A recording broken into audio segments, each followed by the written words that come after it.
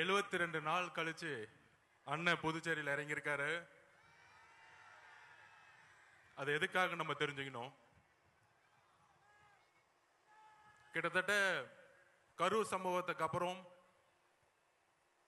முக்கியமா நான் இங்க சொல்றேன், இங்க இருக்க காவல்துறைக்கு ஒரு மிகுந்த கரவொலியோட நம்ம நன்றி சொல்லணும். மிகுந்த கரவொலி. இத பார்த்து சிஎம் சார், தமிழ்நாட்டு தான் வந்து காவல்துறையில சட்டம் ஒழுங்கு சரின்னு சொல்றீங்களே, கொஞ்சம் தெரிஞ்சுக்கோங்க. ஒரு சின்ன மாநிலம் புதுச்சேரின்னு சொல்றீங்களே, இந்தியாவுக்கே இந்த காவல்துறை ஒரு முன்னுதாரணமாக இருந்துகிட்டு இருக்கு. காவல்துறை மட்டுமல்ல, இங்க இருக்கக்கூடிய ஒட்டுமொத்த மக்களும், இங்க இருக்க முதலமைச்சர் அவர்களுக்கும் எங்களோட நன்றியை நாங்க தெரிவிச்சுக்கிறோம்.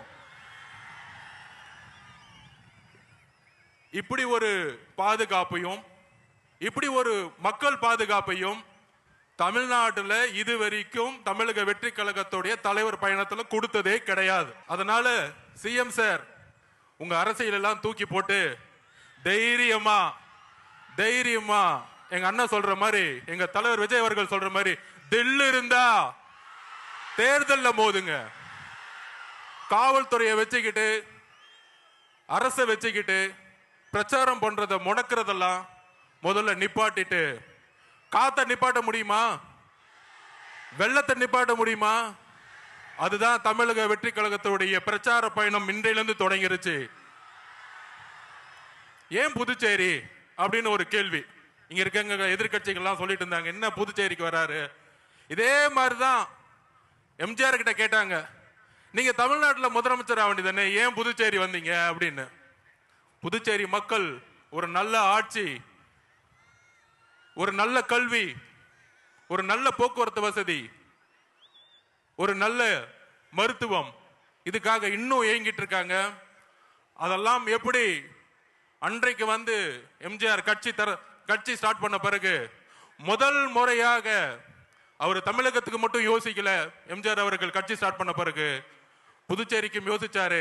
அதே மாதிரி எங்களுடைய தலைவர் விஜய் அவர்கள் தமிழ்நாட்டுக்கு மட்டுமல்ல புதுச்சேரிக்கும் சேர்ந்து ஒரு மிகப்பெரிய திட்டத்தை வச்சிருக்காரு.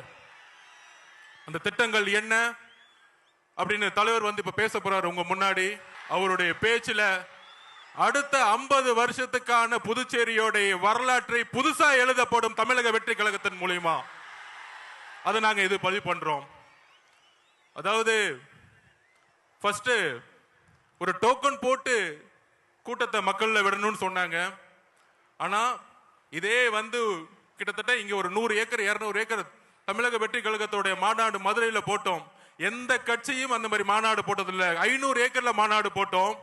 கூடிய விரைவில் புதுச்சேரியில ஒரு மிகப்பெரிய அளவுல நம்ம நிலத்தை எடுத்து ஒட்டுமொத்த புதுச்சேரி மக்களும் அங்க இருக்கிற மாதிரி அடுத்த கட்ட ஒரு பிரச்சாரத்தை தமிழக வெற்றி கழகத்தின் தலைவர் உருவாக்குவார்.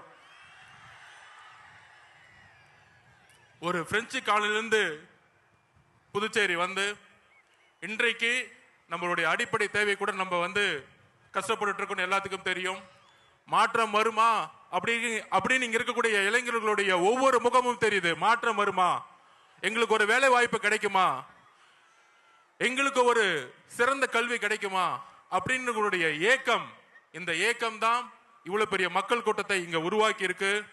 கண்டிப்பாக மிகப்பெரிய எழுச்சி 1970 உருவான மாதிரி நம்மளுடைய தலைவர் வரக்கூடிய தேர்தலில் தமிழகத்தின் முதலமைச்சராக உருவாகி பாண்டிச்சேரியிலையும் தமிழக வெற்றி கழகத்தின் முதல்வரை உருவாக்கி ஒரு மிகப்பெரிய ஒரு புதிய விஷயத்தை உருவாக்குவாரு. அதுக்கான திட்டங்கள், அதுக்கான மேனிபெஸ்டோ கூடிய விரைவில் வந்து நீங்க பாப்பீங்க. அதுக்கான எழுச்சி பயணமா நம்ம வந்து இன்றையிலிருந்து புதுச்சேரி, தமிழகம் மட்டுமல்ல புதுச்சேரி மக்களோட தமிழக வெற்றி கழகம் ஒரு பயணத்தை